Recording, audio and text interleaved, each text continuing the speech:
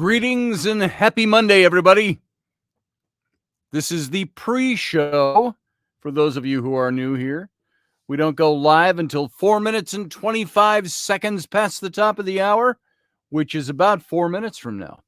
So sit tight as I make sure that we are all... Which is about 4 minutes. Hello. Getting feedback. What is that? Oh, there we go. I had the YouTube window open, which was giving me feedback. So let me get us all rolling here. I got to get the stream hooked up. Don't need that. Boom. Stream is on. You can hear by the feedback. So I'm going to bring that level way down. Mic is ported up so far. And we're pretty much ready to go. So how was everybody's day today? I hope yours was fine. We're prepping Rainey and Flynn to go to Alaska tomorrow morning. So that'll be a fun trip for them. She's going up to visit her sister, Kate, and her husband, and their 3 kids up in Alaska. Starting tomorrow morning. They'll be gone for almost 3 weeks. So remember last year, she came back with about 80 pounds of salmon. And she thinks she'll probably do the same this year.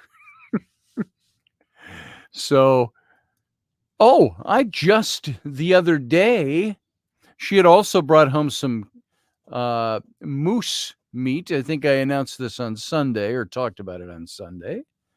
And we made moose burgers. I made moose smash burgers. And I took leeks and diced them all up. Uncle Dave ate one of those salmon tonight for dinner. Yum, yum.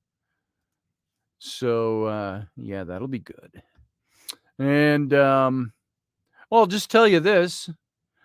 Maybe save this and talk about it in the radio show when we start going. But do you ever feel like the airlines, like even though you pay them money and you are a customer, that you're no longer a customer? Yeah.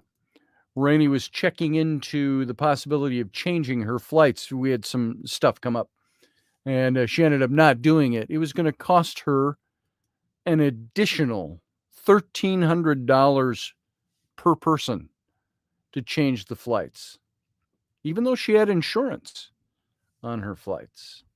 So, so what brought on this topic for tonight? Asked Sarah Yusuf. The topic for tonight, it really kind of stemmed out of a conversation we were having on Sunday morning. So everybody, sit tight. Here we go. We're going to go dark for a few seconds, and the show will start. Stand.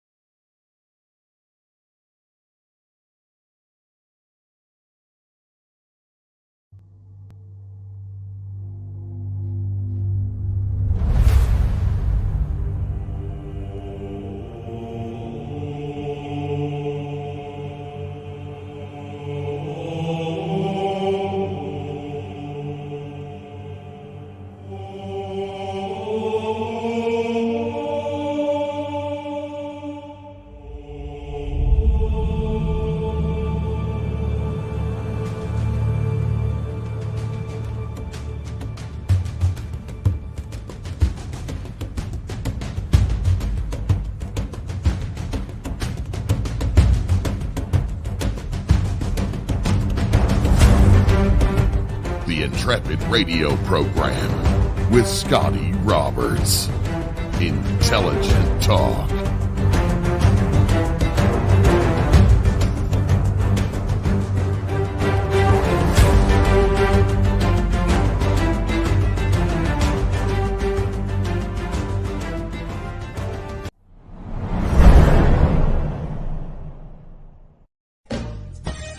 Are you looking for a really awesome and amazing graphic designer? How about an illustrator or a photographer? This is Rainey Roberts, and I wanted to tell you how you can get my designer, illustrator husband, Scotty Roberts, to work for you on your project. Do you have an awesome self-published book but no cover, or even worse, a cover that really sucks? Do you need a kick-ass logo for your company or some f***ing awesome graphic designs for your ads or website? Then get in touch with my husband for the best f***ing awesome kick-ass design and illustration. He knows his stuff, and he's been at this for more years than I've been alive. Go to ScottAllenRoberts.com. That's Scott with 2 T's, ALANROBERTS.com to take a look at his online portfolio of work, or call 651-468-8115. Now go out and kick some ass with some kick-ass graphic design. Hi, my dad, so he can take me to Disneyland.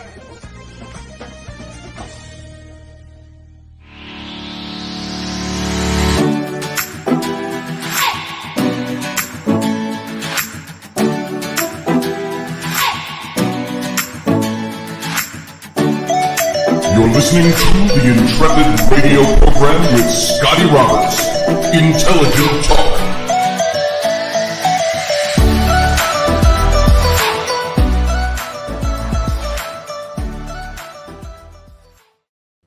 Well, greetings and felicitations for a Monday night, folks.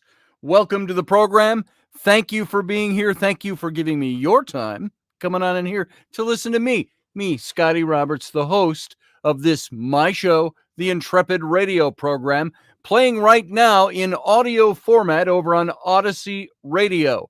And that's ODYSY.radio.com. You can go over and hear the this show live in its audio format, and then the next day you can hear archives of this show over there, also in audio format. Now, if you want to see the video simulcast of this show, come on over to my YouTube channel. That's youtube.com/Scotty Roberts. You can join the chat room there. That's filled right now with Intrepids and still filling, hopefully to overbrimming tonight. And while you're there, subscribe to the channel and give it a thumbs up. That helps me over on YouTube and my ratings over on YouTube. And also hit the little join button down below. Once you click on that, you can click on it during the show. It's not going to interrupt the broadcast for you or anything. You can see 3 ways to join this channel. So take a look at that. Also, you can find it on Facebook over at my Facebook page, at the Odyssey radio page, and at the Intrepid radio page. And by the way, I started rebuilding our official website out there. It's not too much yet. It's pretty and it's simple. You can go to intrepidradio.com. And that's a place where you can actually sign up to join our newsletter, at least be on our mailing list. And you'll start getting some updates over there. And so go over, check it out. Like I say, it's not fully fleshed out yet, but it's there. And so take a peek. And what else have I got by way of announcements? Not much, other than I want to show you this. I've got Micah Hanks here tonight. Micah's going to join us, the Mouth of the South. And boy, the light's really shining off of him tonight. How you doing tonight, Micah? I'm fine. No, this is a head for a mannequin that my dad sent me like a year ago and said, can you paint a human face on that? Because he wants to use this to display military uniforms he has down at his thrift shop, his flea market type of a shop down in New Vienna, Ohio. And so I said, sure, I can do that. So and it ended up, I painted it, and it ended up looking a little bit like Micah Hanks. If you're familiar with Micah Hanks, somebody we have to have on this show. I even gave him a bald spot. There it is. It looks white there. It's flesh colored. But there you go. I just thought I'd share him with you today. I showed him to Micah, and Mike even said the resemblance is uncanny. He said, you know what? Next time we're together, we need to do a Photoshop where I'm sitting in your lap and only you're holding my head in your hands. And so we'll have to pull that one off one of these days. So go check out Micah Hanks. You can see him at micahhanks.com. It does look like Micah, says Andrea Mulnix. And so welcome everybody over there in the chat room. I didn't say hello at the beginning in the pre-show to most of you. So I just want to say Sarah Yusuf, glad you're here. Dave Potter, Uncle Dave, glad you're here. Barbie D, Andrea Mulnix, also Leslie Holker. Leslie, thank you. I just saw that come in today. I don't know when you sent that. Thank you for everything you do for this show. Roger Rabbit, good to see you.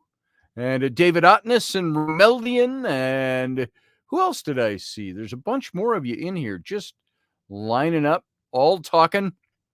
Folks, if you are not in the chat room, come on over. If you're watching and you just don't want to show your face in the chat room, go ahead and try it once. Matthew Finn, Master Finn is here, my master and commander in the chat room. And Matthew Sainsbury is here. Good to see you as well. And there's so many more coming in. I can't keep up tonight. So Sarah Yusuf asked me, what was with the topic tonight?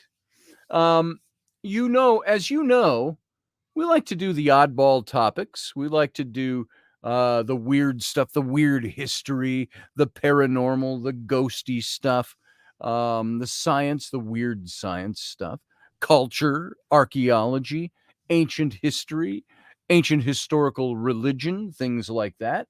So I love looking at all of that stuff and talking about it. But we also do some of what I classify as my psychology shows, where there are things that kind of affect us all, from relationships.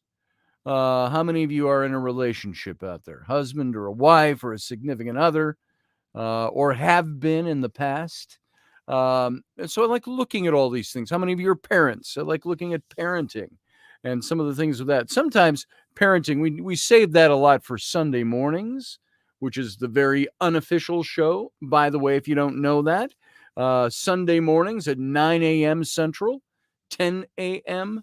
Eastern, we do a Sunday morning show called, get this, hold on to your boots, It's Sunday.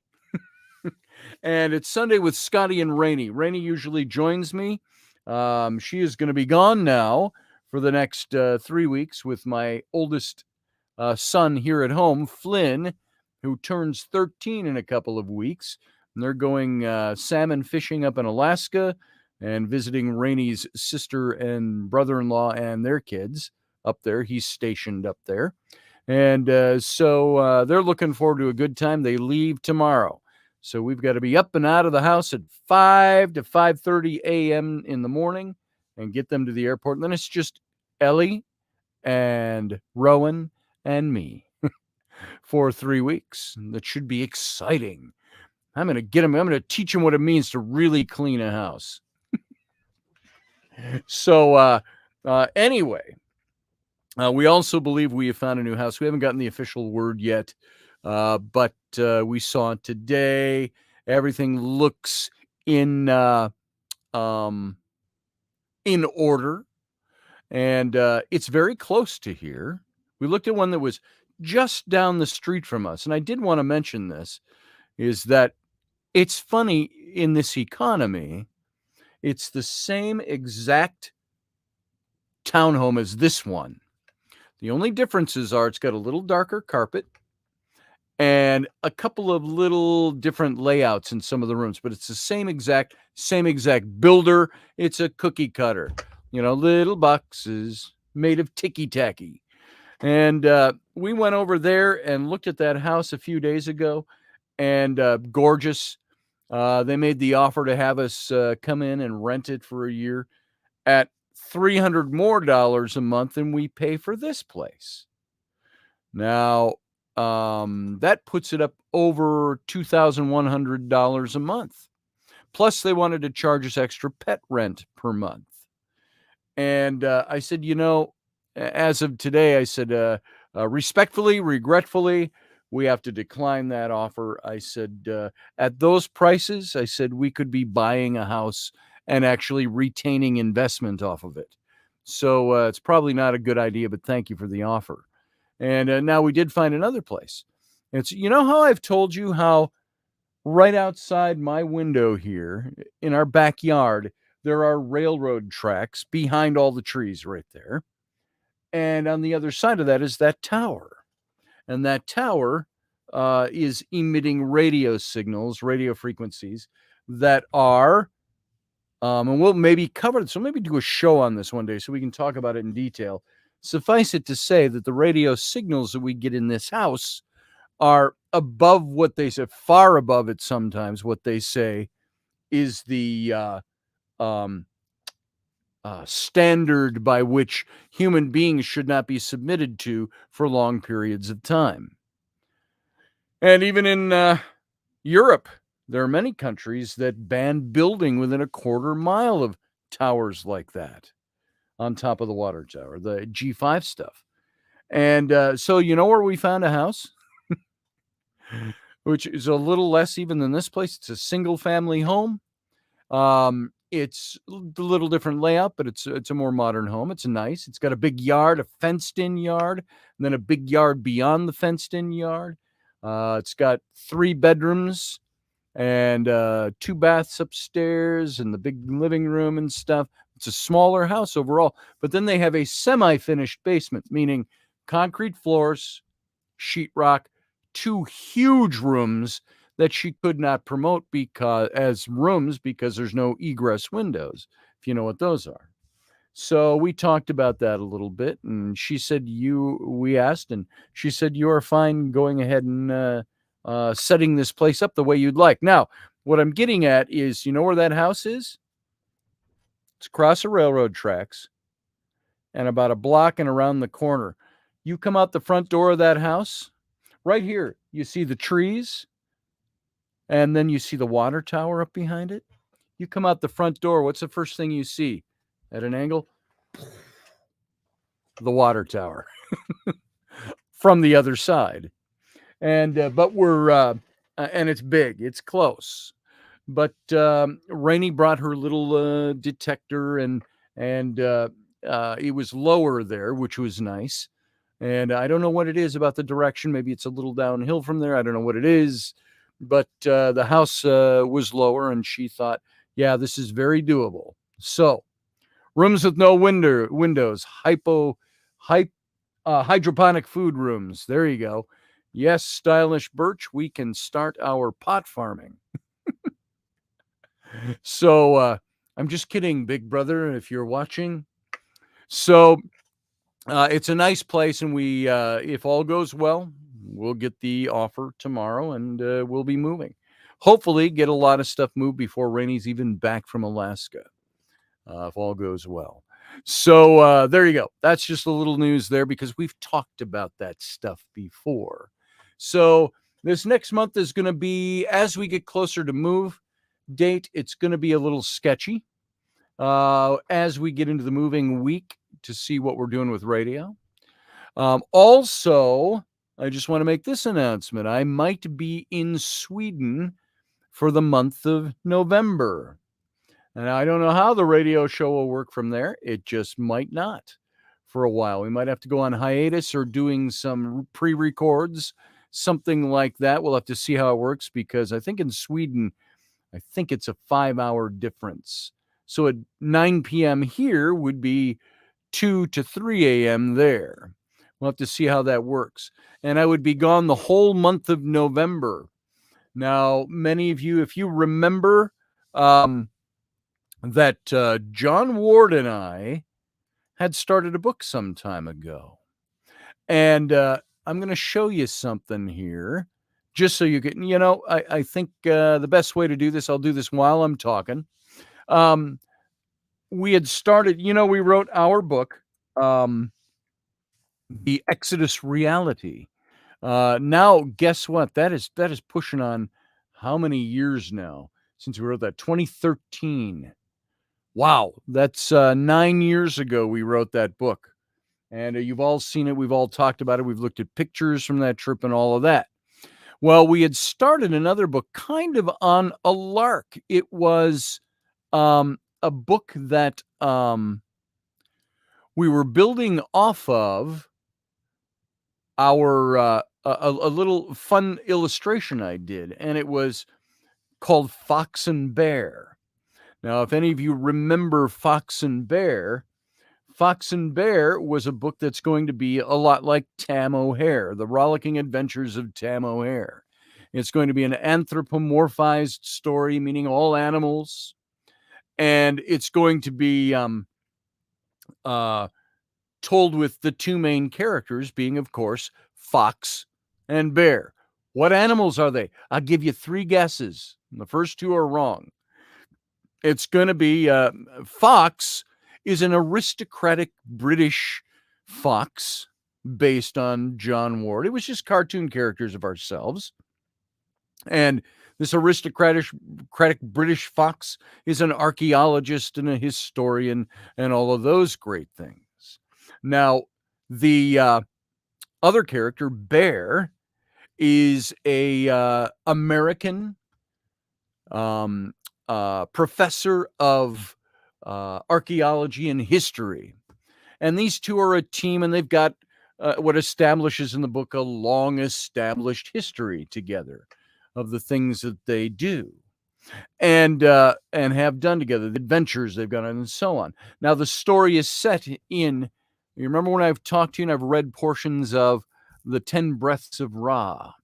That was just me rewriting when I thought we weren't going to be able to do Fox and Bear, rewriting of that book using humans and different characters and a different cast of things and so on. Here, I'm going to import this picture, by the way, into so I can show you, and you can hopefully enjoy this. Let's see where to go. Right there. I'm going to import this. Boom. It's importing, and I'll let you know when it's in. And I think it's going to show me my computer. Yeah, there it is. It's loading up. And so this story is set in the 1920s, pre John Carter's discovery of the King Tut's tomb in 1926. And the story is all about the adventures they go through. All the different animals, of course, are represented by representing all the different characters in it. And here is the cover, by the way. Let me add this to the stream. Boom. I'm going to take off my my banner for a second so you can see that. So there it is. There is John Ward and Scotty Roberts, Fox and Bear, and it's the Chronicles of Lord Braithwaite and Professor Tewkesbury. That's the two main characters. And that was one of the initial illustrations I did for it. And the book will be like Tam O'Hare, will be fully illustrated. Only it's going to be a story that's going to be written to older kids. I think younger kids would enjoy it, just like Tam O'Hare. But there's going to be some young adult themes. Young adult is a classification of book that's out there, like Twilight series is considered young adult reading. Harry Potter, young adult. All of that kind. So it's going to have that kind of feel to it. There'll be some darker moments in it as well. So this is the book. John called me. We had dropped this project about 5 years ago. My agent, Italia Gandolfo, had taken this book and presented it to DreamWorks Animation. She had some contacts there. And they came back and said they loved the story. I had written up a big proposal. How many stories do you have like this set in ancient, in Egypt, that flash back to the gods of Egypt? And it's basically take like the Mummy movies, the Indiana Jones movies, movies about history of Egypt and the gods of Egypt, and combine them all together into this story. So this is what we would be working on. And so it got dropped about 5 years ago. We didn't get it to a place, and there was some frustration around it. And DreamWorks, of course, that deal went away and never really got entered into. And so we let it go. And I thought, we'll never see that again. That's why I had started writing the 10 Breaths of Ra. And so John called me last week out of the blue. Scotty, can you come to Sweden for the month of November? And he wants to finish this book. And there are reasons behind it. He says, I think it's a very good time. And I said, and I've been trying to get him to do this for 5 years. And so I think this is going to happen in November. I only say I think because I haven't bought a ticket yet and we haven't solidified plans. But I want to go to Sweden.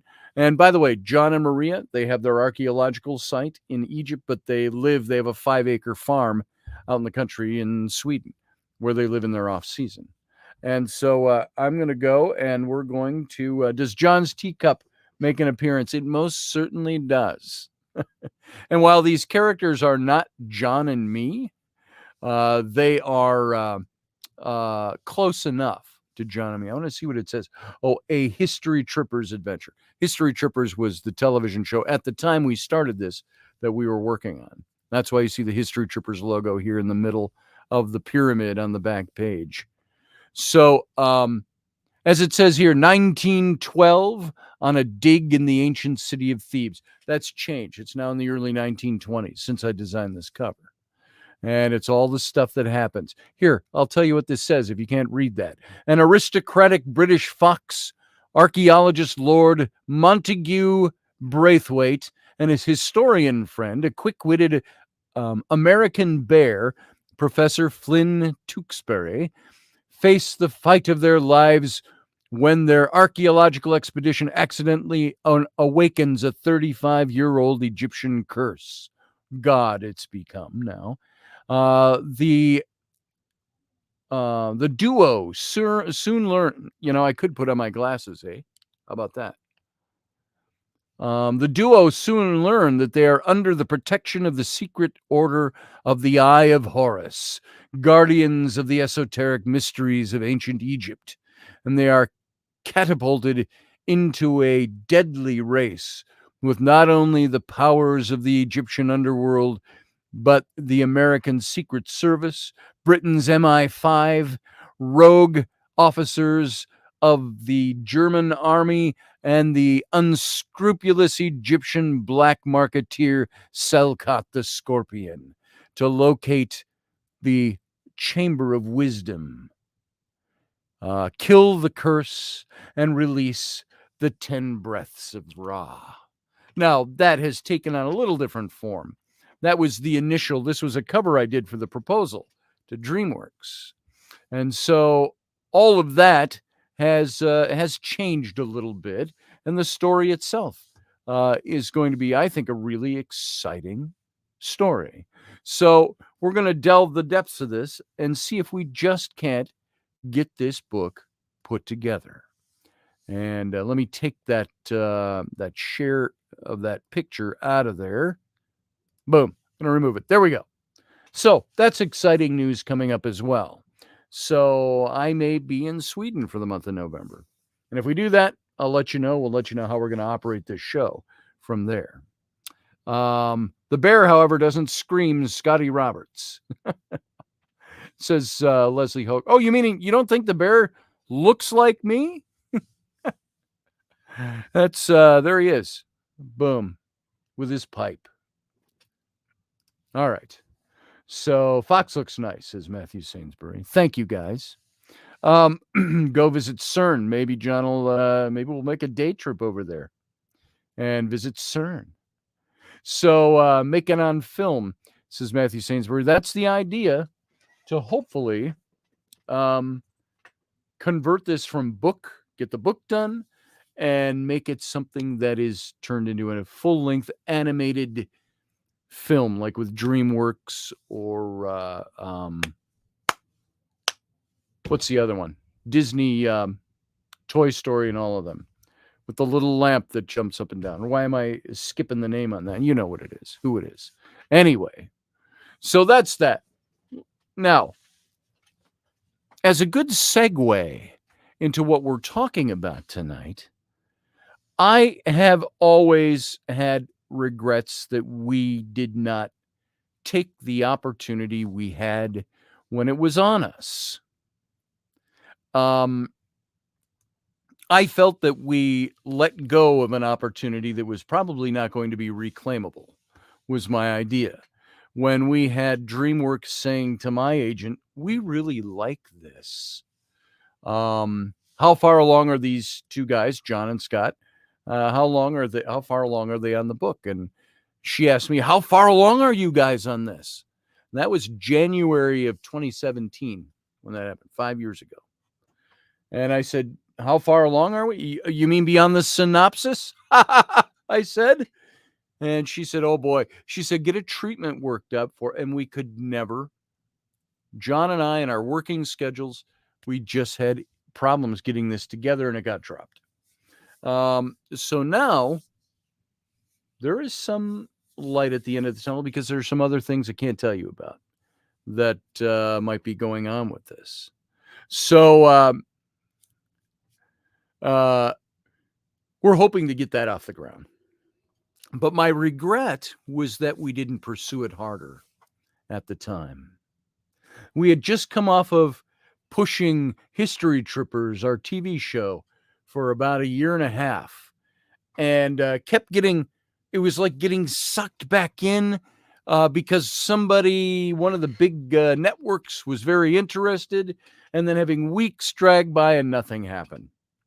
And by the time we were out of that, John and Maria were very busy at their archaeological site at Gebel El Silsila, and I had other things going on, and it just was something that didn't happen. And so when we started doing that, we were like, okay, is this really going to happen? And we let it go for a little bit, and then it was like, no, okay. So that got let go at the time, and I always regretted that decision. I thought we should have worked harder to make this happen. Well, we all have regrets about things. Some of our friends, Uncle Dave and I, were talking about regrets when he was over here, and some of the things. And when you start to get a little older, or you start maturing in life, you're out of your 20s, you're into your 30s, 40s, 50s, even 60s. You start looking at life and you say, there are so many things I had, so many opportunities I had that I did not pursue, or mistakes I made along the way.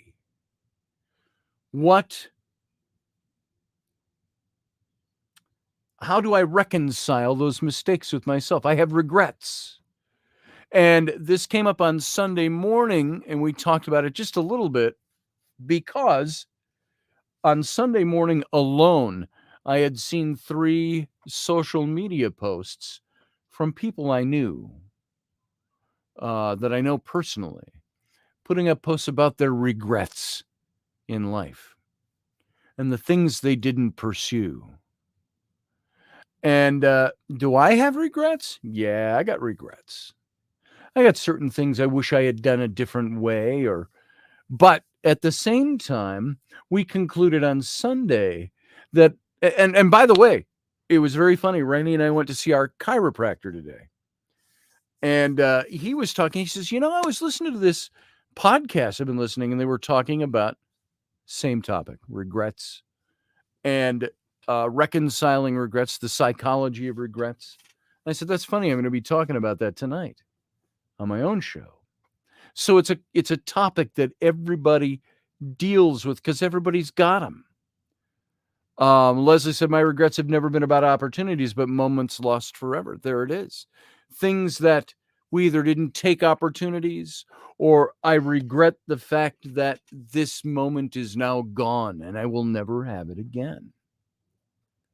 And so I wanted to look at the psychology of regret and how our inaction affects our sense of self. Now, we all have experienced regret, perhaps after making a hurtful decision or a hurtful comment, or acting in a way that later turns out to be harmful to someone else or to ourselves. And regret is this feeling of sadness, repentance, disappointment at something that you've done, or something you failed to do, or something that you have missed.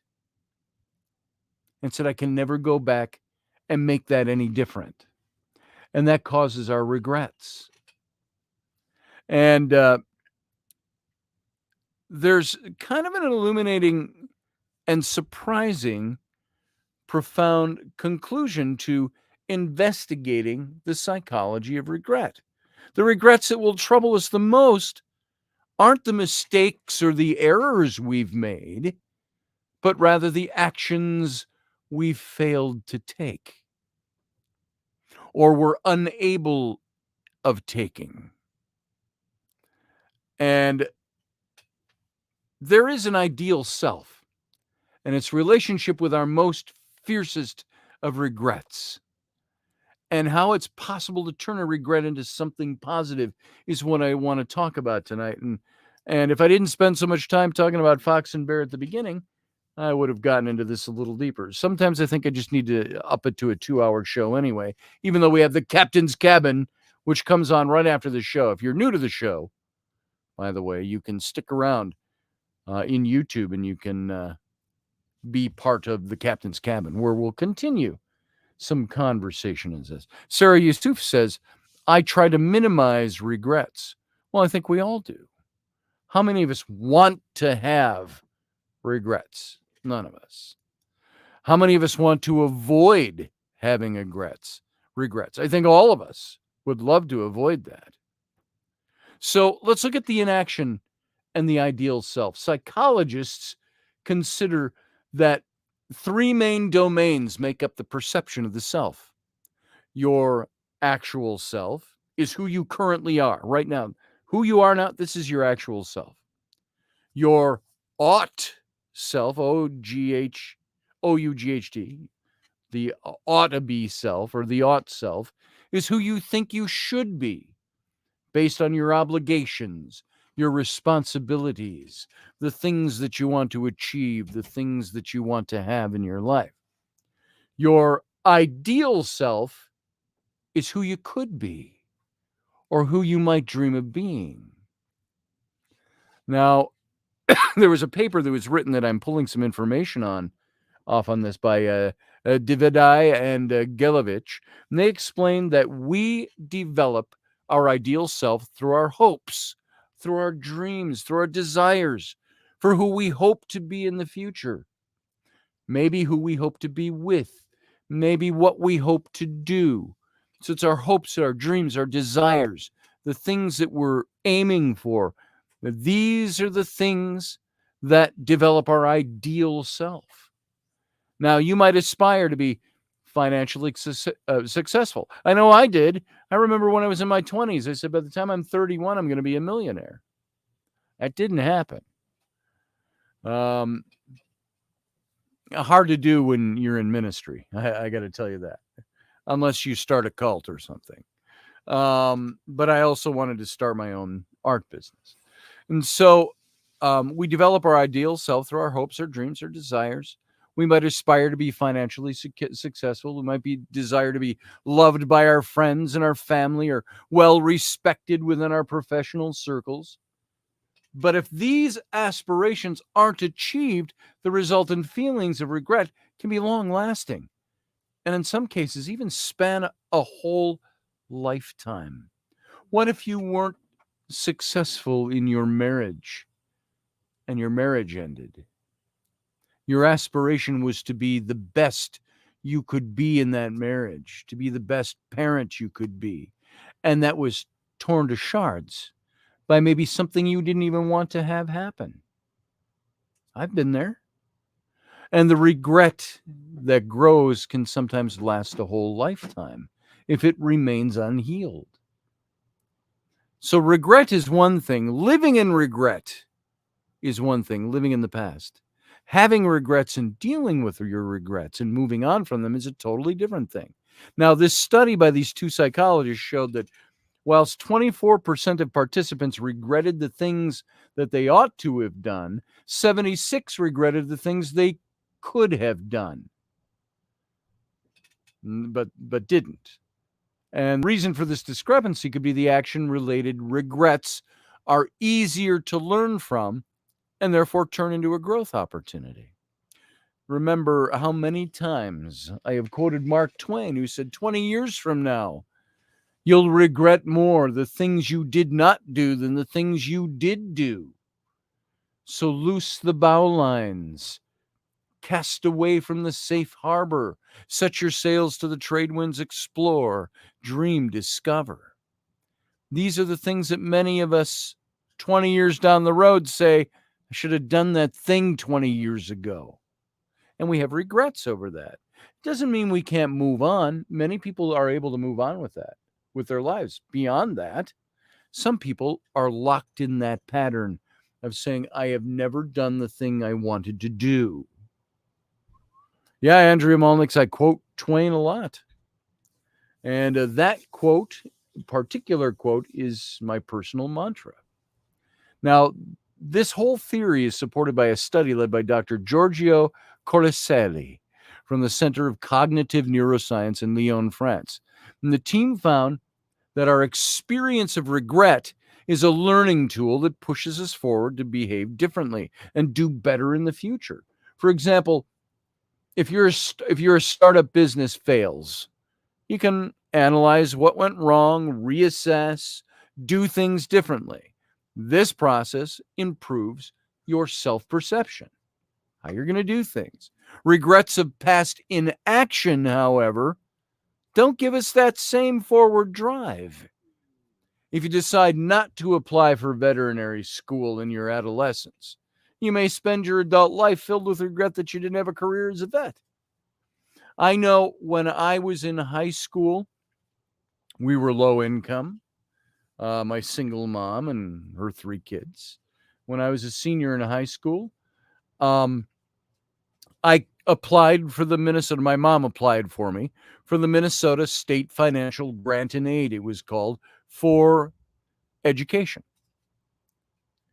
And as it turned out, I could have had a full ride to any school in the state I chose, such as the University of Minnesota. Could have had a full ride there. Now, what did I do instead? I was convinced in my church that I would be outside the will of God if I did not attend Pillsbury Baptist Bible College. So I went to Bible college to be a minister, which was not covered under the Minnesota Financial Grant and Aid because it was a non-accredited school, theological school. Now, in latter years, I looked back at that decision and I had regrets over it. I think maybe 20 years ago, I said something like, if I had gone to the University of Minnesota, I could have been a doctor. I could have been a lawyer. Many and Dave Potter will have some affinity with this. I wanted to go maybe be a cinematographer or an animator or something like that, and taken those courses. But I didn't. And so the regret is one of, I could have done this thing, and yet I did that thing instead. And where would I be had I made that other choice? Now, I've overcome that. I'm not driven by my regrets. I'm not a pool of sobbing, inert, lost in my sorrows type of a person. Move on. But on occasion, I look back and go, I kind of regret that I never did that. And now it's turned into a thing of where I just say, if I'd have done that, I might have gone into a totally different field. That's the way I house it now. So overcoming regret is a harder task when you don't have any past action to learn from. In fact, a study found that whilst regret about actions reduces over time, like mine, regret related to inaction tends to be more enduring and can even intensify as time goes on. Now, mine was more the second one there, but I've overcome that a long time ago. I don't live in my regrets because I've done other things and I've gone on to do other things. I think I've had an exciting life. I'm still not a millionaire, but I've certainly had an exciting life. So here's how to cope with regret. Although regret can be really difficult for us to bear, reassuringly, psychologists have found that the experience of regret can lead to a really positive outcome for us. Research suggests that regret can help to make a sense of past experiences, facilitate future behaviors, provide insights into the self, and it even helps to preserve social harmony. And so the following strategies could help you, if you're struggling with regret, to manage that regret and to positively support your sense of self. And the first one is understand your choices. The first step in managing regret is to ascertain what sort of person you are. If your ideal self is filled with big dreams or aspirations, consider what's stopping you from taking risks. Remember, I've always said, and I've always had this philosophy, there are things that we all are capable of doing if we just don't get wound up in our own anxieties, our own nervousness, our own self-doubt, and we just step out and do them. People say, well, I got a family, and I got all this, and I got a job, that's not stopping you. That's the excuse you use to not do something. Families can do things together. There are ways to reach out to those dreams and those goals and those aspirations that you can break free of if you're willing to take the steps to do it. There is nothing you cannot do if you do not put your mind to do it. Now, you could have physical inability. That's something that might stop some things. That's a different thing. But perhaps the desire to be closer to your family prevents you from taking a job that will require significant travel or moving your family across country to a place where they don't know anybody. The importance of remaining financially secure might be that stumbling block that a lot of us encounter and prevents us from taking the plunge as an entrepreneur or taking that job somewhere else. If being separated from family or risking your savings would cause deep regrets, then this might explain why you've not met the goals of your ideal self. These are the ideals you have set for yourself. So having a better understanding of what you personally, we are willing to do, or more importantly, unwilling to do, to gamble with, can be beneficial in soothing regrets about our inactions. So recognizing that the compromises that you've made are the best fit for your 3 domains of self-perception. And it can lift the burden of regret about inaction. So when you apply this, you can recognize that sometimes you make compromises and you don't do the things for the better good. And that it fits who you are and what you're supposed to be doing. So that's that first step. Understand the choices that you have when you are facing something that maybe later might cause you a little regret if you don't do it. Number 2 is reframe your regrets. Now, in this 2018 paper, Davidai and Gilovich found that compared to a failure to live up to our ought self, the things we ought to be, that we feel we ought to be, failure to live up to our ideal self is more likely to linger in the form of regret.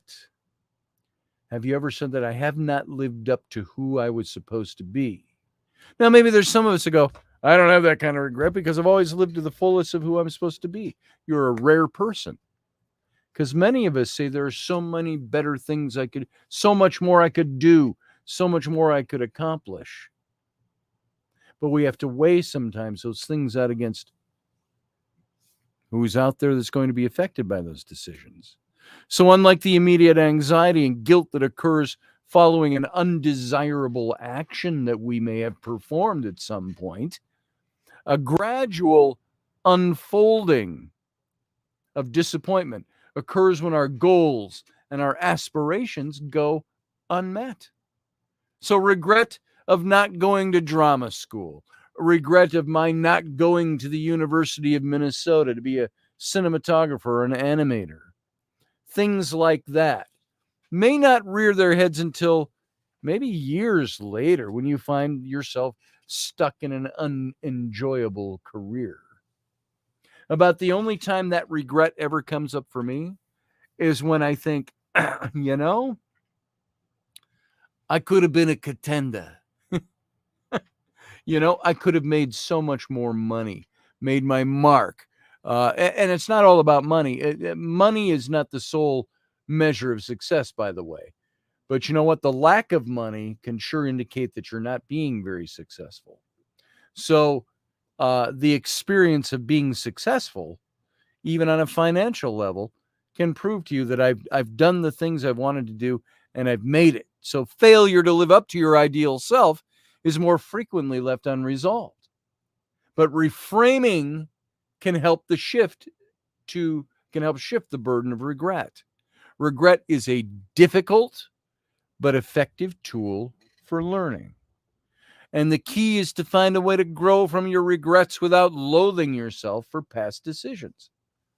For example, you could investigate what you could change in your current role in life to take steps towards your ideal self.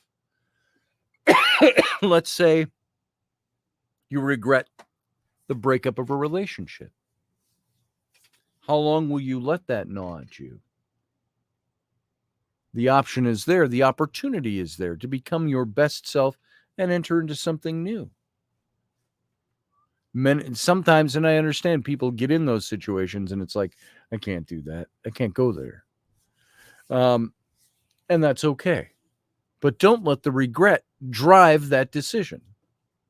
And by the way, for people that are stacking up backstage here, wanting to come into the chat, I don't take calls during the live show, very rarely.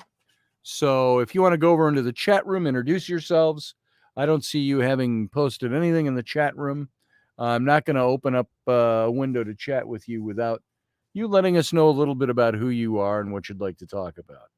And Master Finn and Susie Q and our other moderators will help you understand what we're looking for. So the third thing now is choose action. Holding on to regret can be incredibly painful. Regret of an action can only occur instantly. It can occur instantly, but can lead to a desire not to repeat the behavior. Inaction doesn't trigger the same immediate regret, but instead causes long-term disappointment and what if ruminations.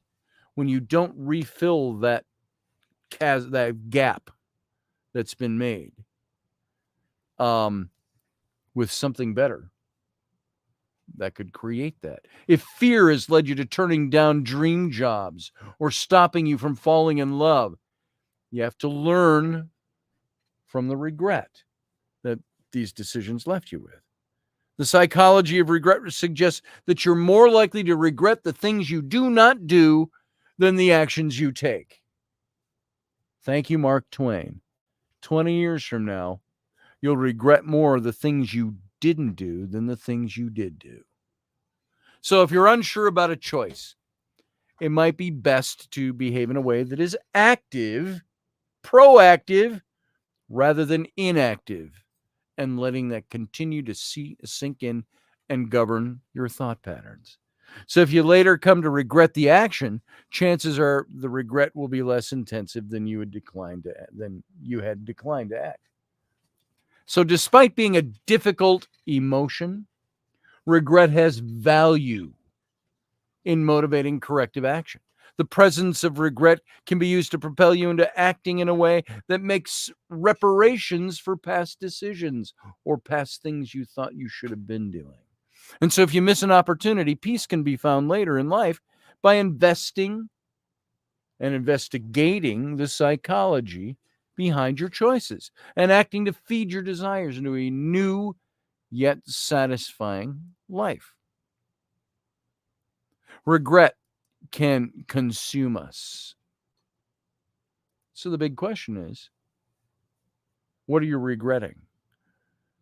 And can you move from that? Yes, you can. We talk about this a little bit more in the captain's cabin where I can take your calls and I can interact with you more in the chat room. But for right now, it is with a heavy heart we have to leave the radio broadcast and move into our simulcast for the post show, the captain's cabin. So all of you, just want to say, think about these things and live long and prosper.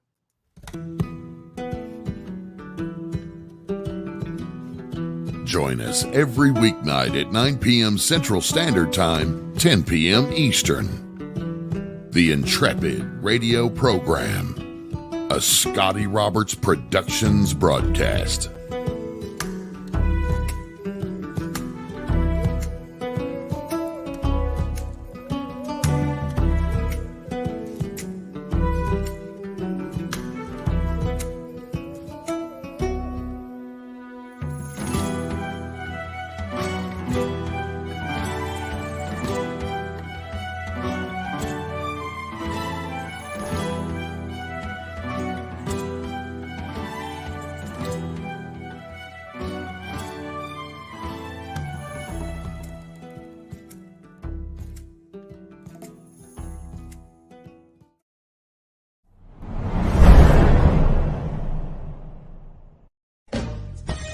Are you looking for a really awesome and amazing graphic designer? How about an illustrator or a photographer? This is Rainey Roberts, and I wanted to tell you how you can get my designer, illustrator husband, Scotty Roberts, to work for you on your project. Do you have an awesome self-published book but no cover, or even worse, a cover that really sucks? Do you need a kick-ass logo for your company or some f***ing awesome graphic designs for your ads or website? Then get in touch with my husband for the best f***ing awesome kick-ass design and illustration. He knows his stuff, and he's been at this for more years than I've been alive. Go to ScottAllenRoberts.com. That's Scott with 2 T's, ALANROBERTS.com to take a look at his online portfolio of work, or call 651-468-8115. Now go out and kick some ass with some kick-ass graphic design. Hire my dad so he can take me to Disneyland.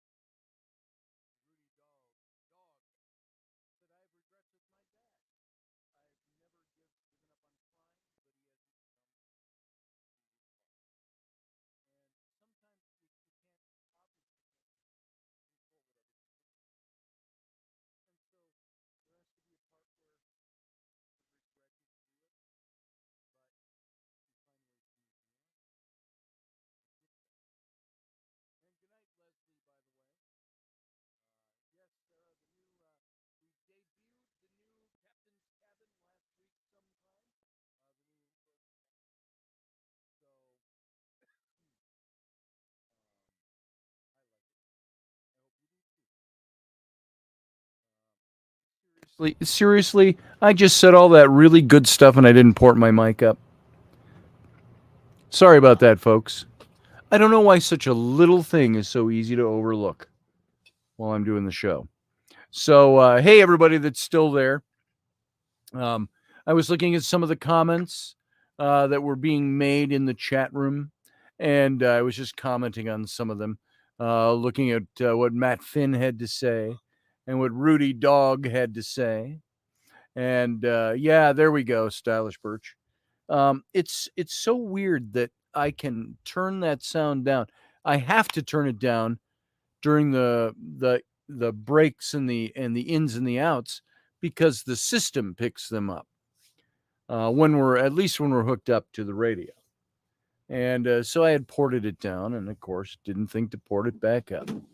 So I don't know why. I've got a mental block on that. It's just a thing that I know I have to do, and there it is. So anyway, it's fixed. So especially on the show on regrets. Yes, I'm not sure what you're referring to there, Sarah, but Scotty and Rowan giving us the silent treatment. Yeah, pretty much. So yeah, and sorry I went for a couple of minutes there without sound. So it happens. But the beautiful thing is, whenever I do that, I'll recap. So, where is the bird? Says Rudy Kessler. I'm not sure what that means. They don't call it the grind for nothing. BA. I've seen it mincemeat out of the toughest. Yep. What am I smelling? I don't know. Rowan, will you close that door? You're spraying that stuff, and it's awful. Whatever you got going over there. It's some pungent lotion or...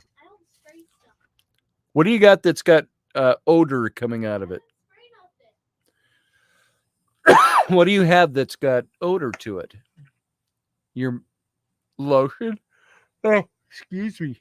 Hairspray, lotion, whatever it is. It's pungent. Do you smell that, Rainey? Not yet. I'm smelling it.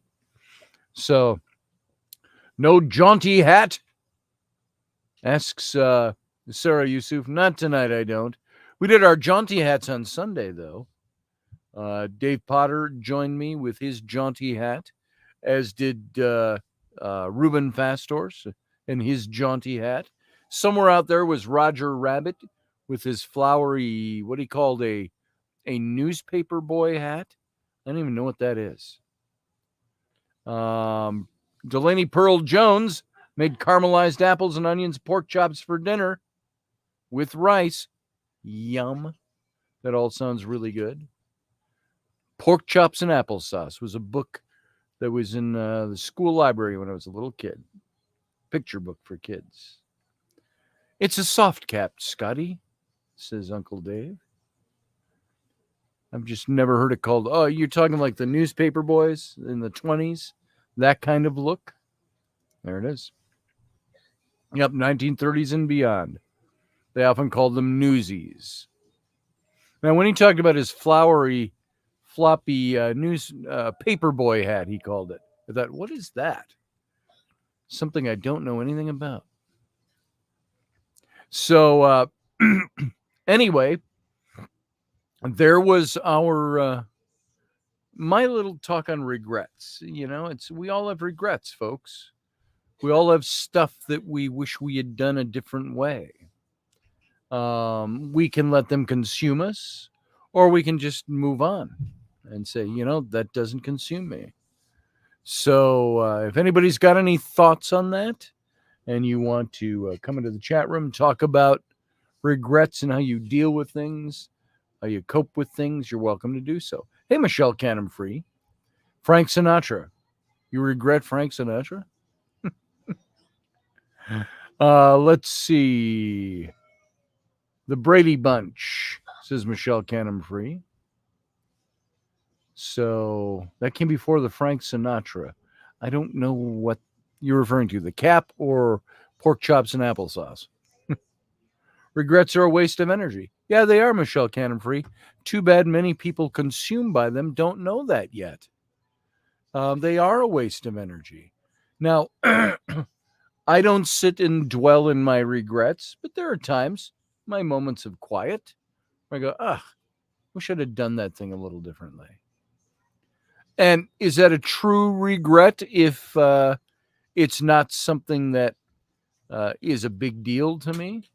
I have a regret for the way I acted once, an action. There was a girl I had asked out to our homecoming football game. It was a big deal in our Baptist small church college setting. And she was still in high school, a senior in high school, and I was a freshman. And so I'd asked her out, and I didn't know this first thing about dating or how to act or what to do. In the meantime, between the time I had asked her, I fell madly in love, head over heels, with a girl named Bonnie. And she was like, not much older than I was. She was a senior at the college. I was a freshman. And she was like, whatever shall we do if we cannot be together at our harvest home, our homecoming? I shall die inside. And so, me being a dumb kid of 17 years old, I said, I'm just going to not go with anybody. And I broke off the date with Amy, was her name. And then I said to Bonnie, nor can I be with you. And I just have to make it a wash. Which I didn't have to do either of those things. What a dumb, stupid 17-year-old thing to do. I should have just said to Bonnie, hey, doesn't mean anything. I'm going to take this girl I asked because I asked her.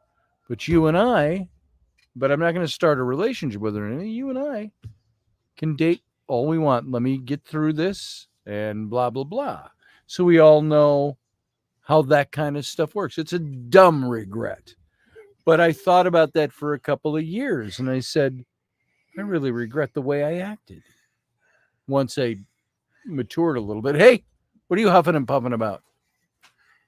Have you taken your bath yet? No. Obviously not. You still have paint on your face. So Morgan Snow says, I regret that I cannot talk to my youngest son. I can't talk him out of going into the military. That's an honest regret. Maybe for him, it's a thing he needs to do. And you can help that regret that you have of not being able to talk him out of it. You can help smooth that over by accepting the fact that he believes in himself enough to do that. Unless he's just being led by a ring in his nose or something. So who's taking off? Matthew Sainsbury, good to see you. Have fun over there in Barbados. And we'll see you next time. Uncle Dave says hello, Ellery, but she's already gone. Things happen so fast around here. So Uncle Dave says there's always an Amy involved in heartbreak. Well, there it is.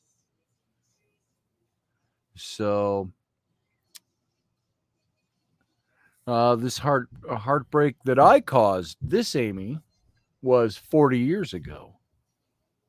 42 years ago. It was 43 years ago. 44 years ago. Oh my God. It was autumn of 1978. So there's Sarah Yusuf. Let's bring Sarah in. Hey, Sarah, how you doing? Hey, Scotty. I'm all right. It's a Monday. All right. Are you ever going to come in on camera? Probably Show us what you're not. like. It's 11 o'clock right now. Oh, it's almost the witching hour for cameras. All right. Yeah. But like I was saying in the chat room, in terms of, regrets, the only way you can really, truly resolve them is to have a change. Well, two things. One, you have to have a change in perspective. And then the other thing is to have compassion, a lot of compassion directed towards yourself. So, like for me, I can easily have compassion for anybody else, but when I try to direct it at myself, it's like the hardest thing ever. But everybody tries to live their life to minimize, the amount of regrets, because, we're only in this life for, a very short time, and everybody will Yeah. want to maximize and take advantage of the time that we have, right? And of course, my getting older now, my being 61, in a couple of months, I'll be 62. I'm already getting things from the Social Security Department telling me, you can claim your Social Security. And I'm like, really? I'm that old? But you look at that and you say, the older I get, the more you realize that there's more years behind me than there are before me. Life is short. And so I try to live a life like Leslie said earlier in the night in the chat room. She said, I try to live a life where I don't have regrets. Well, we all do, frankly. So I get exactly what you're saying. It doesn't mean we're free of regrets. And there's also, like you were saying, there's different types, there's just also different type. Like you always wish that, people wish that they had more time to spend with their loved ones, or they want to, pass on knowledge to like the next generation, things that you never got to teach your kids, or, things that you've never done, or things you did do and wish you did it differently. So, I mean, the regret comes in many forms. And then I regret that my children are stomping on the floor upstairs. So, and then just to, tie it back to the paranormal, because, I tie everything to the paranormal, but regret is one of those constructs that, that some believe it, leads to, the formations of ghosts, or, regrets is what helps spirits, be linger on and be attached to the physical world still once, the body passes. So, and then you have, the resolution of that, whether, some issues are addressed and spirit passes on and all that stuff. Sure. So, I mean, it's a big, heavy psychology to it. Yes. Yeah. Well, I agree with you. I like what Matt Finn put in here out of the New Testament, 2 Corinthians 7:10. For godly grief produces a repentance that leads to salvation without regret, whereas worldly grief produces death. I can see that from within a faith perspective, how that could be a valid thing. Yeah, grief and regret are often, hand in hand. Yeah. They say that, grief is the last gift that we give to the departed, that they get. Bro, would you run upstairs and tell her to stop pounding on the floor, please? I could have yelled. Will you go upstairs? Because I'm on radio. Will you go upstairs and tell your little sister stuff? Ellery! It's like, I could have done that. Put an intercom in. Yeah. Parents and kids. How many parents have said, I could have done that? So, anyway. I'm right there with you, Sarah. I get it. And I am not a person who is overwhelmed by my grief or by my regrets. Mm-hmm. My regrets lie in those realms of like the road not taken. The road not taken. Right. People who've been very close to me who've died and said, I regret not having more time with that person. Right. But if we knew that ahead of time, they're going to die on that day, would we have spent that time? Probably, but that's part of life. That's part of making us into who we are.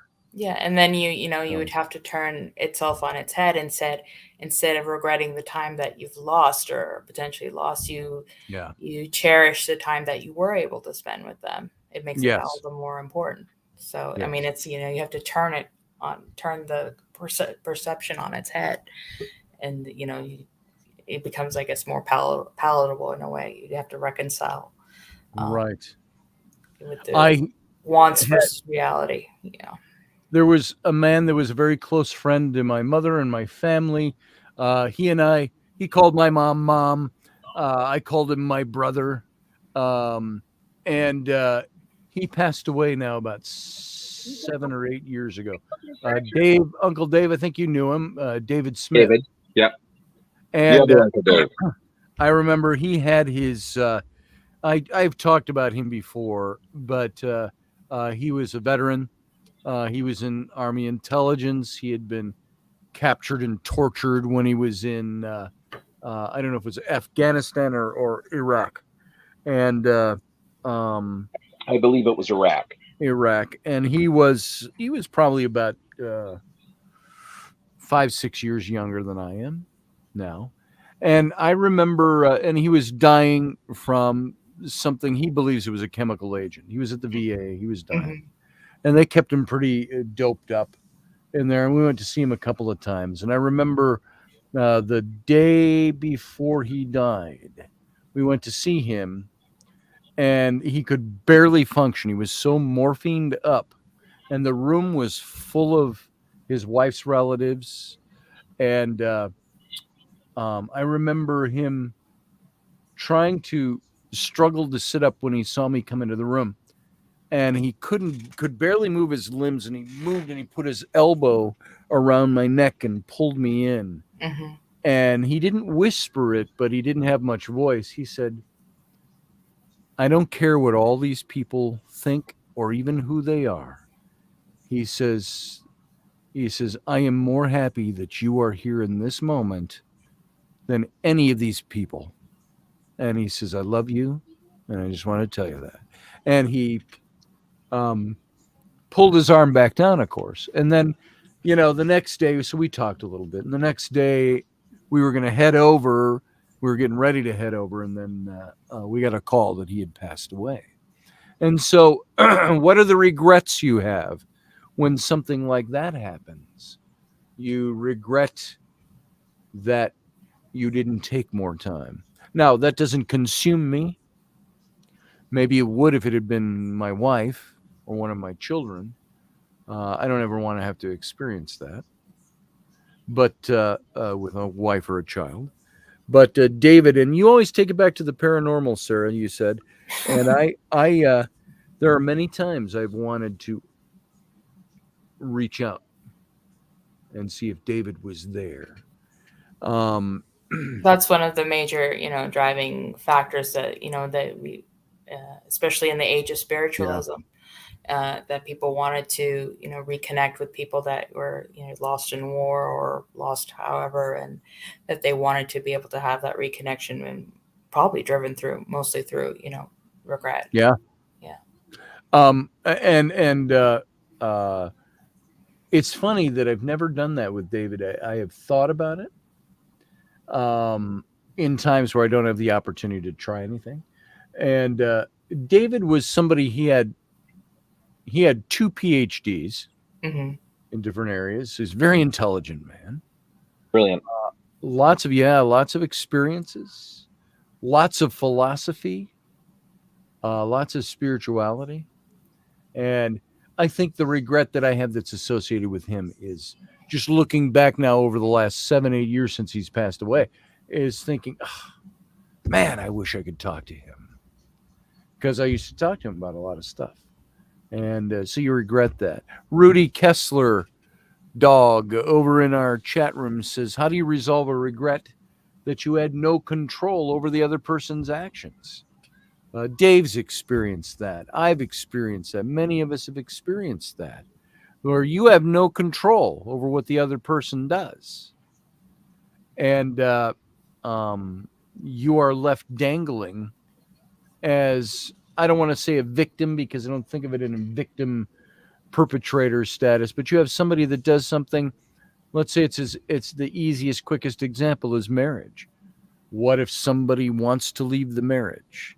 What if one spouse says, you know what? I'm done. They met somebody else or whatever their motivation is. I'm done. And I'm gone. And you try to prevent that, but you can't prevent it. The relationship is broken and you can't do anything about it. Broken relationships, even between fathers and sons, like Rudy was talking about, and things like that. When you are the one left on the other end, the bereaved, you can do is patiently wait and hope they'll come. Say that again. All you can do is patiently wait and hope they come to their senses. Yeah, and you only do that for so long though, because you can end up dying. Well, you have to move on with your life. You have Well, to I move mean, on with your yeah. life. But eventually you hope that they will come to their senses and reach out to you. Yes. Yeah, but you ultimately have to realize that no control means no control. Yeah.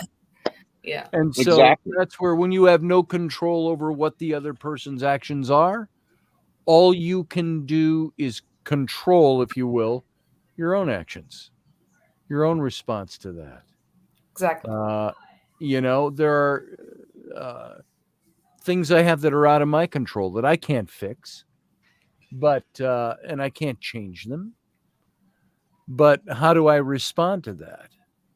There's a point where you state your case, write a letter, make a phone call, whatever it might be.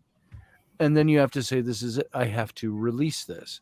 And I've always said the act of, it's so easy when people say, let go and let God. And I'm like, bullshit. I said, that's an easy thing to say. It's sometimes an insurmountable difficulty to do. And sometimes you can have let go and you can be years down the road without a thought, more or less without a thought, because I think that you still are, there's always something there. And like I was telling you before, I'm rummaging through a drawer. I pull my hand out, and in that drawer had been my wedding ring. Yeah. And somehow, as I'm rummaging around, it literally slid onto my ring finger. I pull my hand up, and it's on there again. And it stayed on there for days. I was shocked. I was like, I don't understand. Why did it Sure. now? Why did it come back? Why did it? So bizarre. And I know and people. It throws you right back into the middle of everything. I know people, and I've been in situations where this is something I've gotten over. This is something I tackled, I conquered over in my life, and yet something can happen that can open that door and rush it all in again. You're like, goddamn. Yeah. But it's like it was yesterday. Yep. Just everything is back. All the pain, everything. Boom, instantly. Yeah. Yep. There was that song of, and I love the song of Meatloaf's. All Coming Back to Me. You know that song? Beautiful song. It's a typical Meatloaf, 10-minute long song, but it's where he's singing about. I thought it was Celine Dion. Celine Dion originally wrote that, I think. I thought I had heard. And or he wrote it for her, I think, and she sang it, something like that. And but it's that song that states all these things I've done to get over what we were. I can't play. I'm not going to play it. Right. I can't for copyright reasons. But I want you to hear some of the lyrics and go look it up sometime after the show. This is what he says, and this is how this song is written. He said, now think of this in the terms of regrets and things coming back. He says, there were nights when the wind was so cold that my body froze in bed if I just listened to it right outside the window. There were days when the sun was so cruel that all the tears turned to dust, and I knew my eyes were drying up forever. I finished crying in the instant that you left, and I can't remember where or when or how, and I banished every memory you and I had ever made. And then it goes into what becomes kind of the chorus, the reprise throughout the song. But when you touch me like this, and when you hold me like that, I just have to admit that it's all coming back to me. When I touch you like this and I hold you like that, it's so hard to believe, but it's all coming back to me. It's all coming back. It's all coming back to me now. There were moments of gold. There were flashes of light. There were things I'd never do again, but then they'd always seemed right. There were nights of endless pleasure. It was more than any laws allowed. And then it he does his, it's his meatloaf thing, baby, baby, baby, if I kiss you like this, he says, and if you whisper like that, it was lost long ago, but it's all coming back to me. And the whole song is the reprise of something he had regretted, that he had wiped out, that he thought he had gotten rid of. And all it takes is one little thing. The ring slipping on your finger while you're digging through a pile in a box. And attributing to the power of memories. Yes. Yeah. Yes. It's memory. Rings are powerful things. Yeah. Which is why you can't just cast them away. They bind magic and all kinds of things. You have to be careful with rings. Yeah. And there's a line in this song toward the end. It tears me up because, like I mentioned, we all have these regrets. We all have these things. And he says in this song toward the end, he says, it gets really soft. And he says, if you forgive me like this, or I'm sorry, if you forgive me all this, and I forgive you all that, we forgive and forget, and it's all coming back to me. And then it goes into the final reprise. And that, to me, here I am. I'm talking about a Meatloaf song and lyrics that he wrote, pop culture. Mm-hmm. But isn't this the stuff that, in a sense, it drives our regrets, it drives our pains? How often when we say, I have overcome a regret, a thing that could be a regret, is it just settled below the surface? I used to say about certain things in my life, I would say, this is all, I've gotten over this, but it's all just below that outer crust of the surface that's dried up or cooled down. Yeah. And it's formed a crust, but all it would take is, one little tap and that crust breaks open again. Like a creme brulee. Right. Yes. Right. It all comes, you break the crust and it all comes oozing up. Yeah. But that more has to do with, the emotions that we associate with memories. Right. Yeah. So, to quote, paraphrase Pride and Prejudice, towards the end of the novel when she's walking with Mr. Darcy and they're, trying to apologize to each other. Yes. And they say, she says, remember the past as it gives you pleasure rather than remember all the hurt and, what you've done to me and my. It was a fancy way of saying, remember the good times. Yeah. Remember the past as it gives you pleasure. Of course, it's sometimes it may be Mr. bittersweet, Darcy. right? I mean, but yeah. But to remember the effects those memories have on you, the impact that they've had on your life. So yeah. So what does that do for us when it comes to regret or overcoming regret? Or regret is going to be one of those emotionally driven things that will always be with us. Well, I mean, we have to remember that. Regret in itself is not a negative thing because you can get positive outcomes. You can have positive outcomes of it. I had an article here that I was looking at today. Where was this? While you're looking that up, there's a great deal of education in regret. Mm-hmm. There is.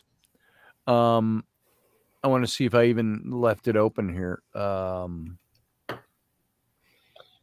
to deal with regret, discover the science behind regret, and how to deal with regrets of inaction are stronger and persist longer than regrets of action.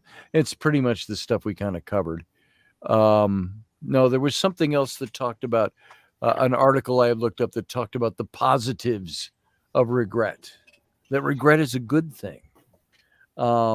Because it drives us to think better, to improve ourselves, it drives us to figure out how to not be consumed by somebody else's actions. Yeah. Or by our own inaction. Mm-hmm.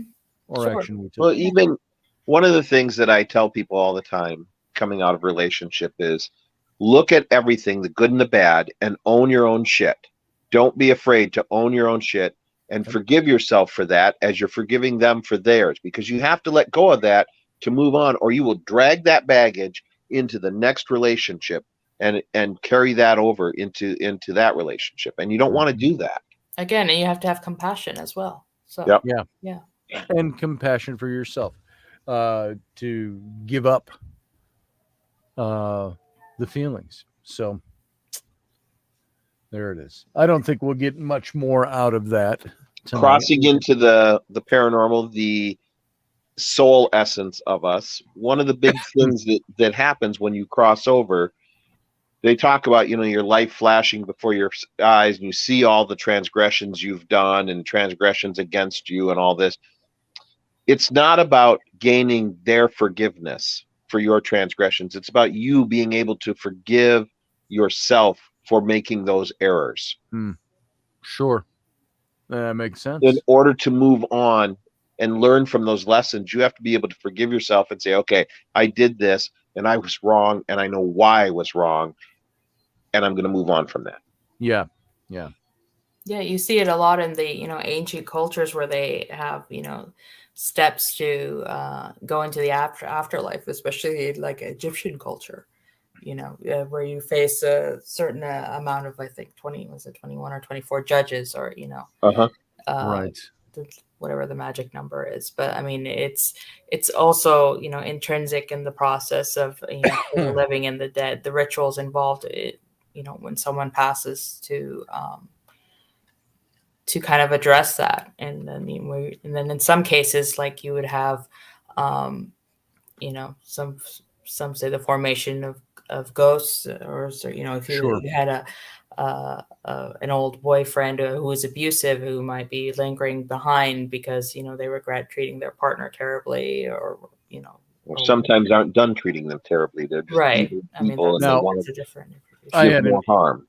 Interesting story that I've mentioned before, and Dave, you know more about this than others because you know the people involved.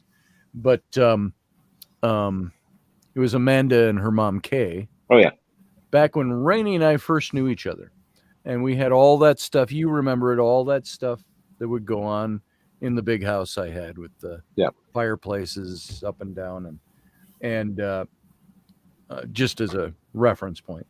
All the ghostly activity that would take place there.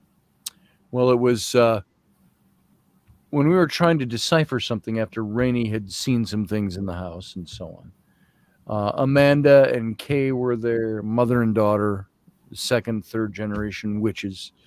They were doing some readings in the house, and Kay actually picked up on a young woman. She said that there's a ghost here that is connected to you and has been for like 13 or 14 years. And she asked it to give her a name, and she was using a pendulum. Folks, if you don't know what that is, you hang a little weight with a pointer on it on a chain on your finger, and you let it and it'll, as Kay did it, she had an alphabet and numbers written in a circle, and she would hold this thing over the middle, and it would start to swing and spell out words. And it spelled out the name. And I sometimes wonder if I should even say the name because I don't want to invoke, but she brought up the name Tamara Barnhart. And I said, "Are you kidding me?" And as she's spelling it, I knew it was coming as you start seeing the name forming as she's spelling it out. Mm-hmm. And I got chills from the top of my head like I've never had them before. You know how it feels when you have a limb that falls asleep and you shake and it gets all sharply tingly for a few seconds? Mm-hmm. I felt that from head to toe over my whole body, and even stayed in. I said, I've never felt anything like that before. But this person was somebody I had dated as much as you can really date. We were boyfriend, girlfriend in high school. She was a couple of years behind me, but we were only about a year apart in age. And I went off to college. We just parted ways, didn't really break up. And I had found out years later that she died in childbirth because of diabetes. She had severe diabetes when I knew her, and her body just wore out on her during childbirth. She had the baby, I do believe, and she didn't make it with all our technique. But that would have been back as far as maybe 1991 or 92-ish, somewhere there when she passed away. And it was 2005 when we were having this ghostly stuff going on in the house. Well, Kay said, as she gets this name, she says, this is Tamara Barnhart. And I said, I know that name. And there's no way Kay would have known that name. Mm-hmm. Nobody would have known that name. In 2005, we're talking close to 20 years since I'd even seen her. And for people that are skeptical about the house, the pendulum. Oh, the pendulum. Pendulum is not going to randomly pick a name out of your past. Yeah, out of your past. Yeah. And so, and there were other things that happened in this house as a result of getting that name. But what Kay said psychically, and there was actually another psychic who talked to me who I didn't know and didn't know any of this. And Kay said something about whoever this woman is, she's regretting that you and she were never together. She's regretting, and she said, I'm seeing her face. This was the psychic, I think. I'm seeing the face, very sad, very hollowed out, dark eyes, and very sad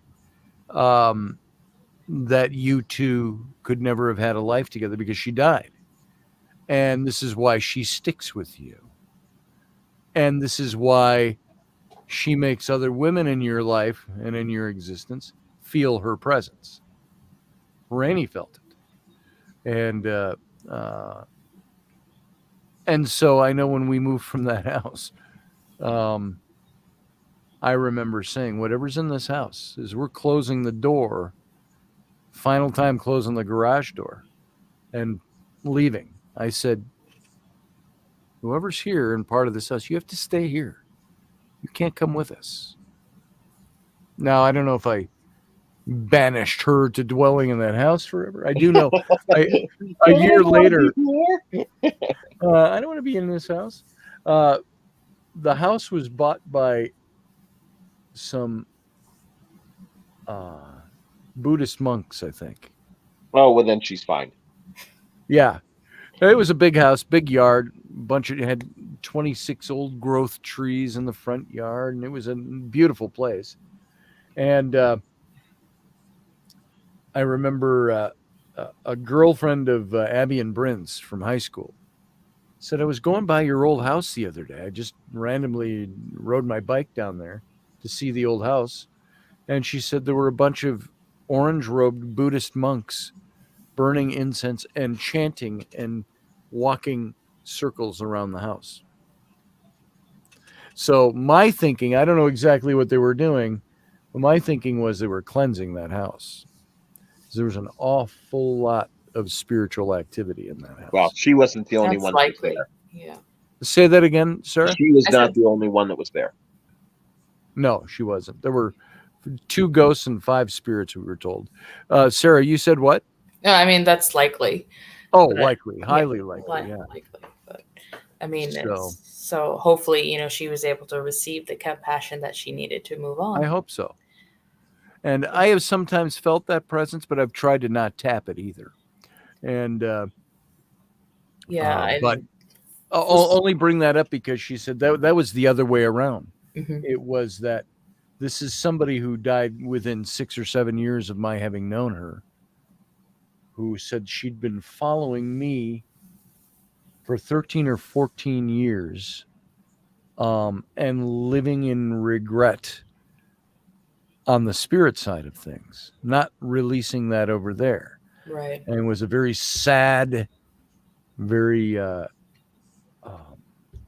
not angry, I can't think of the emotion, but and that she would, I remember Kay, Dave, I don't even remember. There's one night Scotch and cookies. Kay and Amanda arrived, and Amanda came in and she ran off into the house.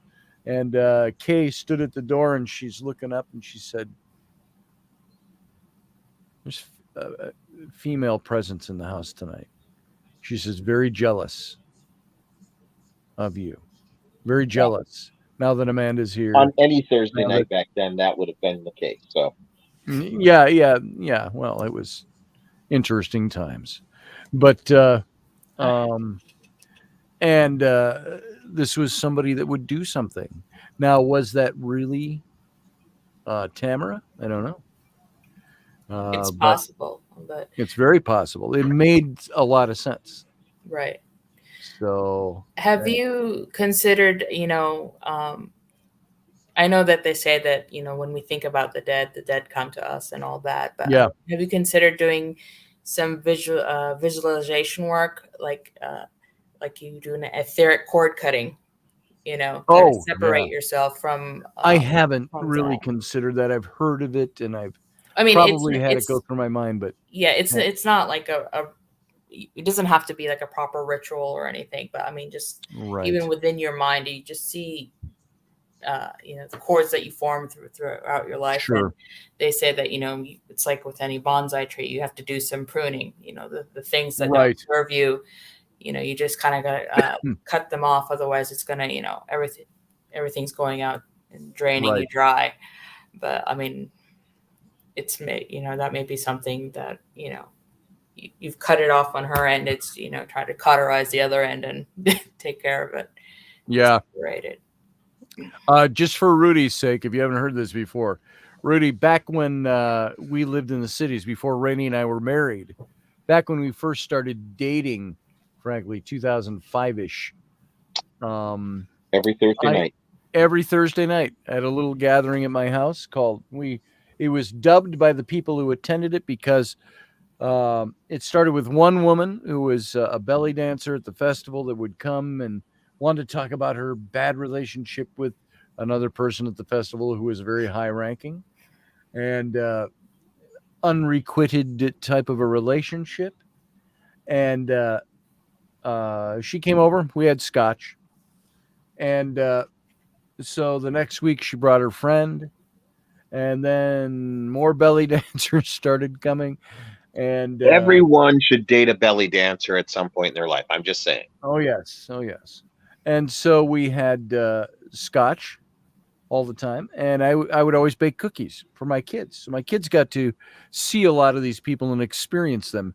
And a lot of the people from the festival, we'd have some bands that would come out, Irish and some bands, Clantart people, and and lots of musicians. And we ran that for several years before finally we moved out into the country. Oh, you were there once, Rudy. I don't remember. Sorry. So thank you, Rainey. Or you're not taking this with you? Okay. Maybe we can coax Rainey to come in and say hi before she leaves. That would be lovely. It would be lovely. She looks lovely right now. Oh, she's not dressed? She's dressed. halfway. Olsen. Making faces at me. Well, tell her I said have a safe trip. I think you can tell her yourself. I think she's going to come over and say hi and goodbye. One of these nights we should all do it with our camera off. It'll be like that Star Trek episode where the balls were glowing and talking. Yeah, there could be that. Then we could have the kids fight to the death, right? Yeah. You gonna come over, Rainey? Oh, okay. And then I'm still not ready to go, and we gotta leave at 5 a.m. Yeah. No pressure. No pressure. This is just a hi and bye. But you're gonna go do your thing in Alaska. Hey, beautiful. Sweets. Hey, Rainey. Hi. Just want to say have a good trip. Thank you. And I'll pray for Scotty while you're away. How much a what? How much a pound on the salmon? I think it was like $4 or $5 a pound. Okay. About $4 I'll she paid figure last it year. out when I bring it home. Okay, I'd like 250 pounds, so I will. You really That's want? a body in this That's suitcase? $1,000. You So really want 250 pounds? No. I would have no place to put it. Yeah. We did have one of those lovely salmon tonight for dinner. Nice. that's nice. We probably have to smoke it all just to keep it. Right. Yeah, we had 80 pounds in our freezer. 84. 84 pounds. So But you started with 84. We have eaten quite a bit. we have. And there's still some There's left still in there. a bit in there. Yeah. So I Just don't know remember to rotate the stock, oldest stuff to the top, newer stuff on the bottom. Right. I don't know how much we'll catch and how much we'll bring home. I don't know. It's Alaska. Right. Well, I don't know how long we're gonna fish because there's other They stuff. practically just jump into the suitcase and say, "Take me home." Right.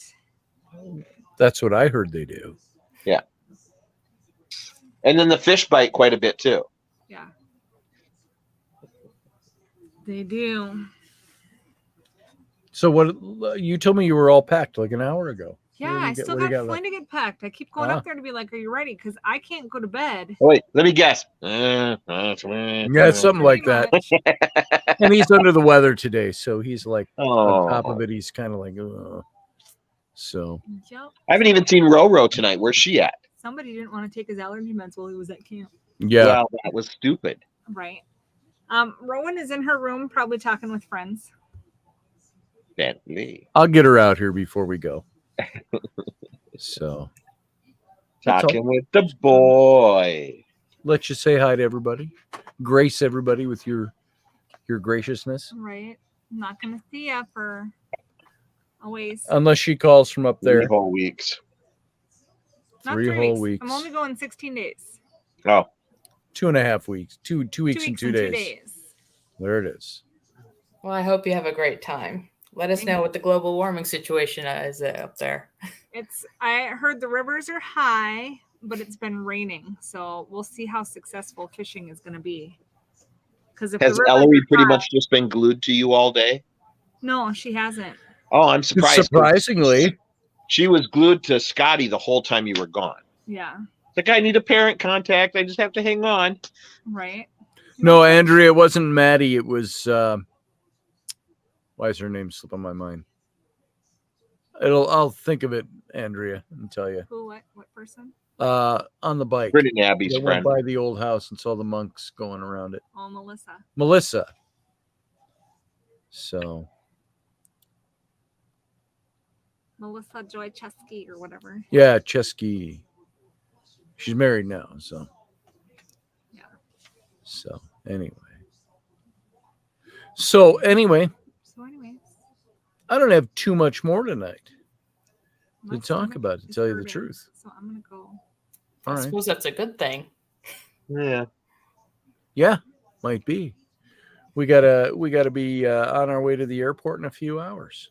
So 11 to 5. Well, 6 hours. Plane starts loading at 8:45. So we should be there. Yeah, at least 3 hours before for No, security. not 3 hours before. 2 is good. Two's good. 2's good. 6:45. So if we leave here between 5:30 and 5:45, we're good. Well, I mean, Get it to the helps to airport. have, the TSA pre-check and all that. So that Yeah. really speeds Yeah. things up. So What's the pre-check? That's not anything I do. TSA stuff. You got to go through it. Yeah. Of course, you can pay to be more secure than other passengers. So Could that always was leave something I Flynn in didn't want Alaska. to talk about at the beginning of the evening, and I brought this up, is how we are no longer. I don't know if you want to show that much skin. I got shorts on. I got a shirt, a dressy shirt, and men's boxers on. It's awesome. And I just wasn't sure how much of that skin you wanted showing. That's fine. I don't care. Can you tell Both. me that I don't ever put my legs Yeah, in the sun? yeah. Her white legs. That's my legs there, people, not paper. So, how that with the airlines, we're not customers anymore. Yeah. We're not treated like customers On anymore. Delta, they do not sit you with your kids anymore unless you pay the fee. Yeah, they don't sit you. She made the reservations at the same time for she and Flynn and they put them an aisle apart. So she would have to buy a seat next to her to move Flynn. She'd That's have a to bit buy an ridiculous. I've never heard of that, but I mean, That is usually absolutely you can pick your ridiculous. seats when you check in. And then she was looking at maybe needing to change flights for something because Flynn wasn't feeling good today, and she thought, well, maybe we should change flights or something. And give him a couple days to perk up and looked into that. And even with the insurance on the flights, it was still, oh, well, it will cost you an additional $1,300 per person. Yeah. And you can't even joke about it. You can't think, all right, we'll just fly with COVID. We'll be fine. Yeah, exactly. Yeah. what? So, and that's it. And it's like, are we not valued customers anymore? No. Not when since did that post change? COVID, because with the post COVID trend, everyone's gone stir crazy, and there's a high demand for flights, so they can do whatever they want. Well, we were noticing this years ago. Well, here's the thing: if I just wanted to cancel the flight, even though I bought the insurance, you have to have for a sickness, it has to go. He'd have to go to the doctor. He'd have to test positive for COVID before my insurance would cover it. That's a little bit extreme because I usually get flight insurance and I'd never had to go through all that. It's a pain in the butt. But yeah, he's just you don't get any. Have you looked at that spider bite on his neck? No, it was on his legs. No, he had one on his neck too. On his neck too. Nice. I'll look at that. Behind his right ear. I remember that. Yeah. It was quite the welt, but there were no rings with it. So I was like, I don't think it's serious. But well, I mean, if it starts, if the bump's red and raised, then you may want to take him to the ER for that, or if you have an EpiPen, have that Andrea, handy.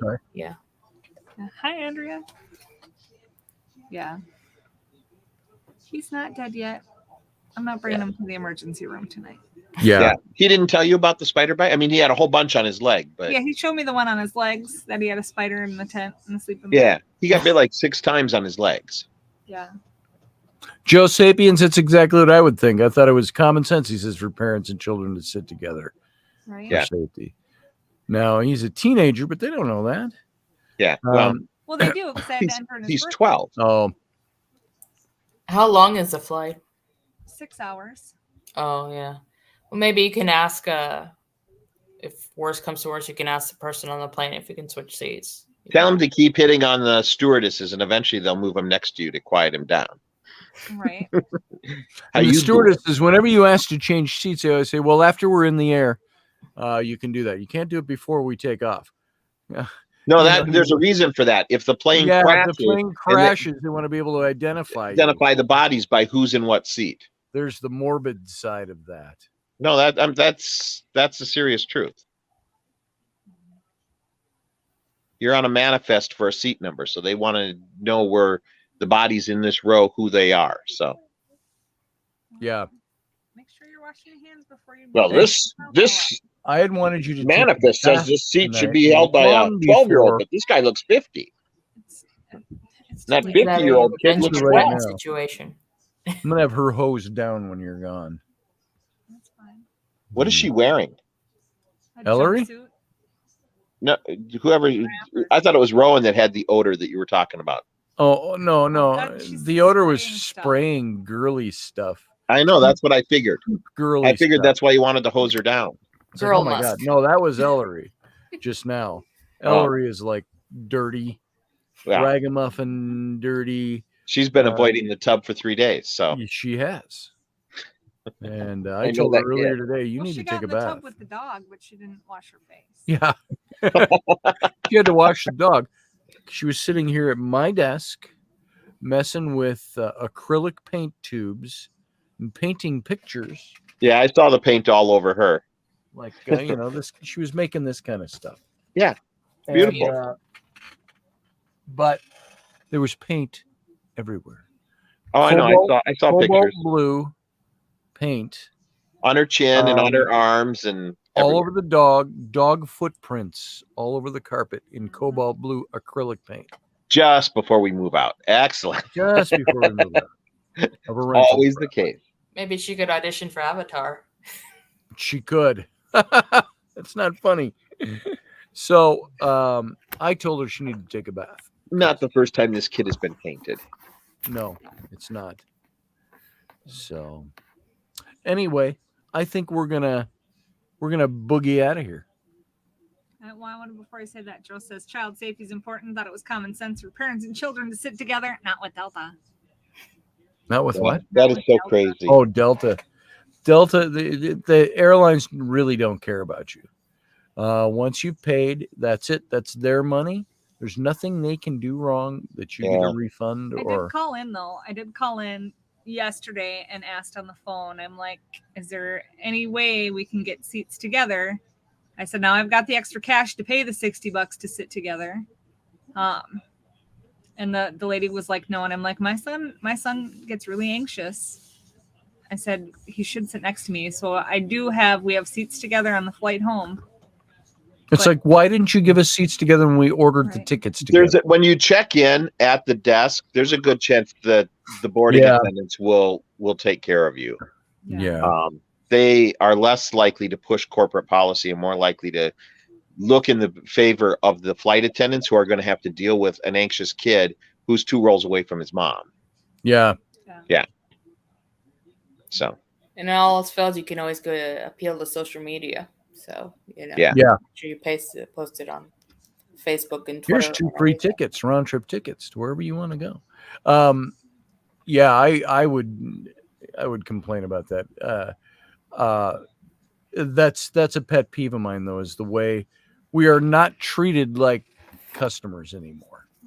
It's like, hey, didn't we just pay you like $800 for 2 tickets? That's for the privilege to ride in your plane. That's a lot of money for us. Didn't we just pay you $800? And aren't we your customer? Don't we pay you for this? It's like, no, you're buying a privilege we're extending to you. Right. And then they're overbooking every flight. Right. Twice as many, and then reducing the number of planes, and there's not enough pilots and all that stuff. When I did the online supply and demand. So when I did online check-in, it asked me if I wanted to possibly sit out, and how much would you take? I wanted to write in like 2,000. You can write a lot more than that. I talked to a stewardess. They would go up to. We just paid some guy $10,000. I think she said that they would pay up to $50,000. That's a lot of money. Yeah, it's worth missing your plane. Right. I'd miss a plane for $50,000. Well, with Flynn not. I'd miss a plane for $5,000. 100%. I'm cheap. Want to do it. $500? Yeah, I'll take the next flight. Not more than that. Put zeros behind it. I said I'd go for $500. And they say they'll take the people who ask the least first before they pay the people who want the most. Of course. Yeah. Go wash your face, please. You need to wash your face. Look at that rabbit monkey. Good night, Ellery. She still has a tooth? Oh, I forgot to tear that out of your mouth the other day. No! There you go. Rowan lost one at camp and one after she got home from camp. Yeah. For molar things. Oh. All right, guys. To come out here. What? Tell Toothless to come out here so I can say goodnight to her. Hey, Rowan. For a week. See, I can yell. Oh, is she asleep? She's sleeping. Oh, she's asleep. All right. It's 11 o'clock. I keep forgetting. Give her a hug for me in the morning. All right. All right. Sarah, I will see you later. Thanks for being here. Good night, Sarah. Thanks, guys. Good to see you. Good night. And Uncle Dave. Good to night, see everybody. you. Good night. Good night, Rainey. Have a good trip. Say good night to Flynn for me. I will. All right. Good night. Bye. All right, guys. That's it. We're all done. If you have not been here before, that was, hey, want to move back? Mom's back there. Oh, she's gone now. All right. So there we go. All right, folks. Thanks for being here. Thanks for being here for the Captain's Cabin, our post show, and we'll see you again tomorrow night. All right. So for now, you know what? Live long and prosper.